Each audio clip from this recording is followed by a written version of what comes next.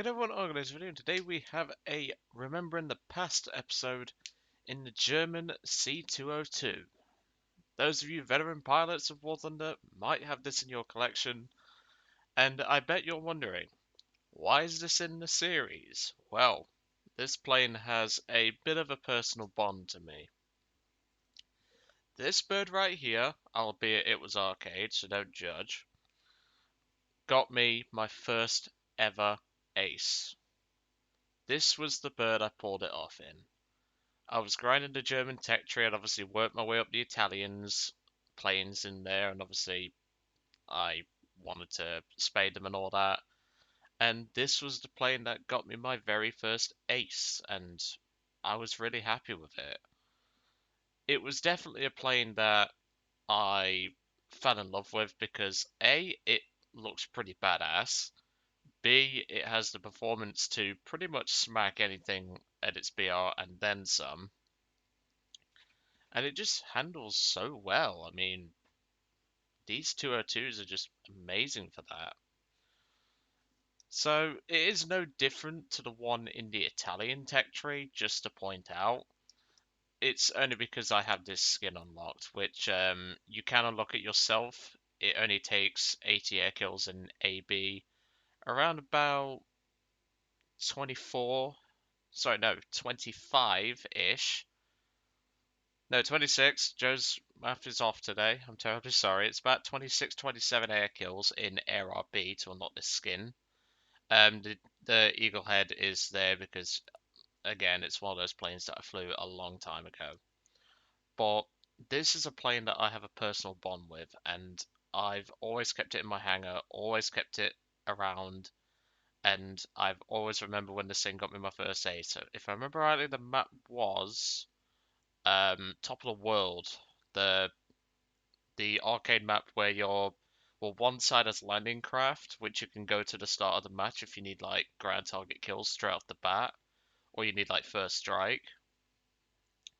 And the planes I shot down further, they weren't exactly amazing. They weren't exactly amazing pilots either, but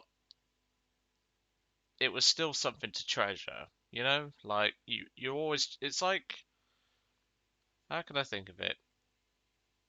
It's like your first car or something like that. You would always treasure that, wouldn't you? And I'm sure, I don't know, Harry or maybe some of the older gentlemen in the audience will probably tell us about their cars and stuff, but that's just something you always treasure, and that's just how I treasure this plane. So, let's get into the battle before I start going on like a 15-minute talk about the 202 because I love this plane. I don't fly it anywhere near as much as I should, but I just have no reason to. Like, once this video is done, it's being parked until we get up to it in rare vehicles, so that gives you an idea. And what map we got today? Rua, not a bad map. I enjoy that map. Right. Let's go. Should I keep 400 meters? Because I was flying zeros the other day. Yeah, we'll keep 400 meters. I run stealth on the 7.7s anyway, and traces on the 12.7s, just because that's what I prefer. And some poor bastards bought a German Wellington. I am not, and I repeat, I am not covering his butt. He was stupid enough to buy it, but he should have looked at my review for it, which you'll be surprised how many dislikes that video actually got.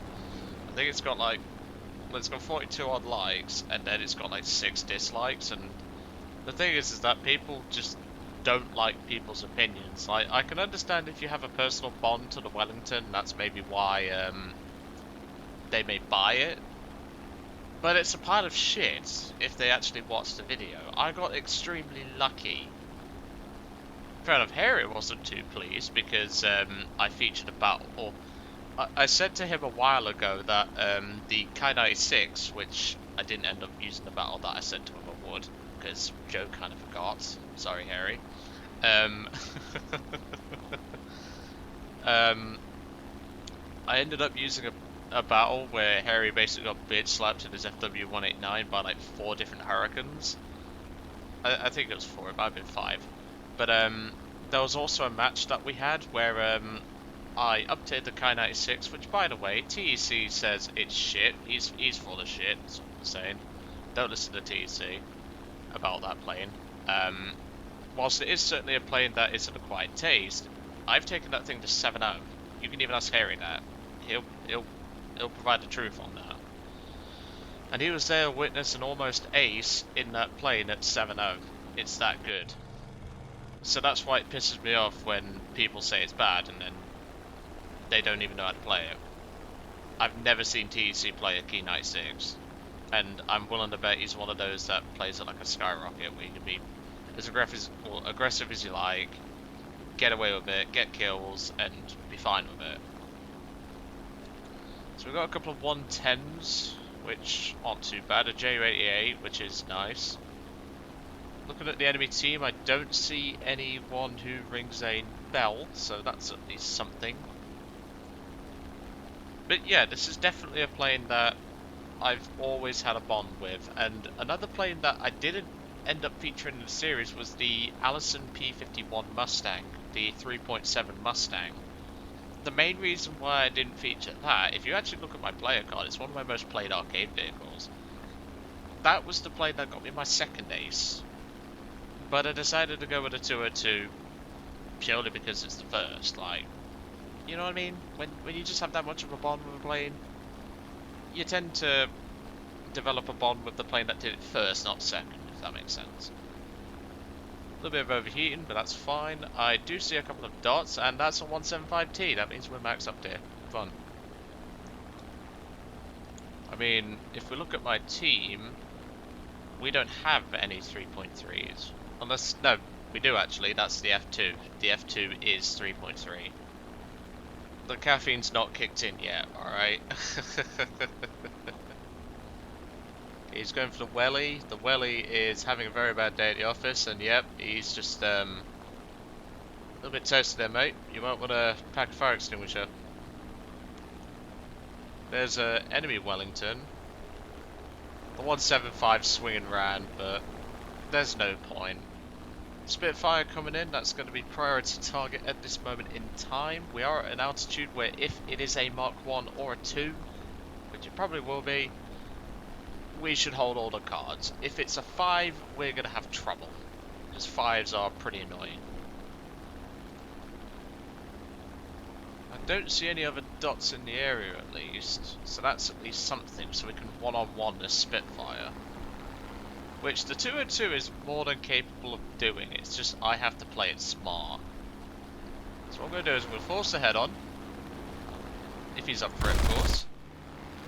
It's a 2B, okay. Didn't expect him to get that shot, and it feels like the rudder's a bit awkward in this thing. I'm not going to turn fight it because it's a Spitfire, it will kick my butt.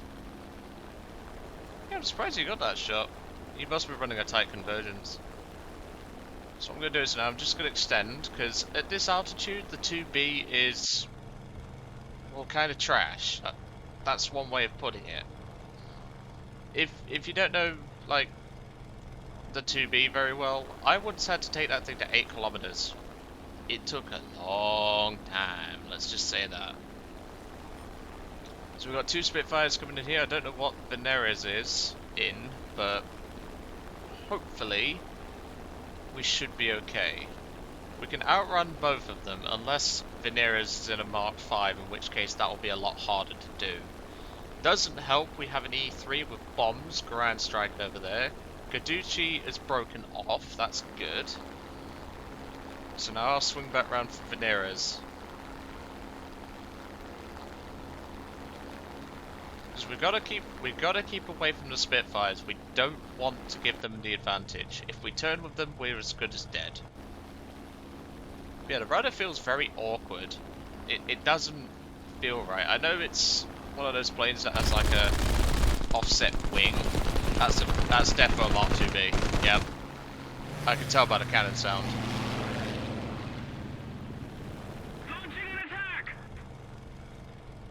And look, he's going to bleed all his energy now.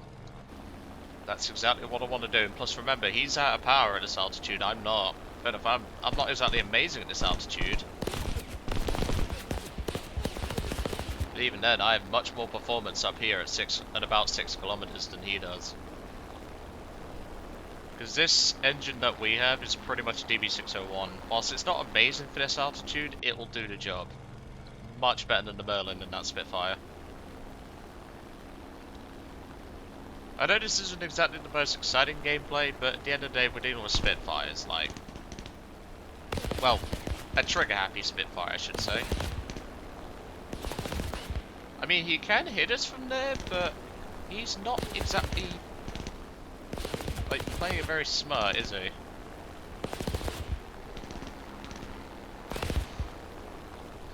So we need to just keep taking him higher and higher. He's going to be losing a lot more speed than I am. I'm going to turn to the right. He'll get the illusion that he's catching me, which he can't really at this altitude. He'll have a good go, but because he's spraying like a motherfucker, he'll be out of ammunition before I know it, so it's not a big deal. I shall protect this base with my life. Good man, that's all I'm saying. So I need to kill one of these spits. And you're the 2B, so I want you gone first. But now that that Spitfire's gotten tunnel visioned on my friendly there, I can use the speed I built up in the dive and just go on up. And he's running stealth on British 7-7. That is creative. Roger that. Yes, there is a herd of Spitfires and they're very pissed off at me. Let's see if I can get at least a crit in here. That's good. Nice. One down. Yeah, no shit, Sherlock. Jesus. Ugh, I hate Captain Obviouses, by the way. If you're gonna tell me that there's a plane on me, and I already see it, don't be that guy. Please, for the love of God, don't be that guy. Like, just don't. It pisses me off. That's a point of note. If you're ever in a match with me and we're not on comms, see, look, I know there's 3 planes under you because I'm looking at them. This sort of thing pisses me off. I'm gonna bounce to P40. I would go for the Spit, but Spit isn't tailing Charlie. 500 miles an hour. I forgot about the airframe. This thing, it can fucking go like a absolute pain train. Got him. There goes P40. Now, the lower we get, the better the Spitfires will be, so we have to play this accordingly, but we have way more energy. If he spikes us, he's fucked. If he doesn't spike us, say it with me, folks, he's fucked. Spitfire, you're not going to outrun me, my boy. The 202 is very fast. At least for the BR, I mean. I can already hear a couple of dipshits shooting through me there. If you shoot me, I'm going to shoot you myself, and I'll make sure it bloody hurts. Not going to be able to swing out for that. Go back up. P40 coming in. Jesus Christ. It's a stalled out Spitfire. How do you miss it at 400 meters? There you go. Don't know what happened with the frames there. You hit me. Yeah, you hit me, dipshit. Tracers on a P40E. That is brave. Jesus. The thing is, though, this guy's dead. Thank you. Yep, there he goes, dumbass. Got in front of the guns of the P40E. And there we go. Kill number 4. Let's pop a GG in chat. And that is that. Whilst we didn't get an ace, which would have been ironic if we think about it. Right, you shot my tail. What? You was behind me shooting me, you dickhead? Ugh. Player base. Let's have a quick look. Oh yeah, explains why. Apparently, him shooting me means I'm shooting him. Yeah, in fucking Cloud Cuckoo Land. Well, that was certainly a nice conclusion to the German 202, at least for now, because remember, it will be coming in a rare vehicle series. But this is definitely a plane that, whilst the rudder feels a bit awkward, and it's probably because I haven't flown this thing in years, and I'm just not used to the awkward rudder. When you've got a potential energy advantage over Spitfires, there's not a lot they can do. As you saw there, that Spitfire was not catching us.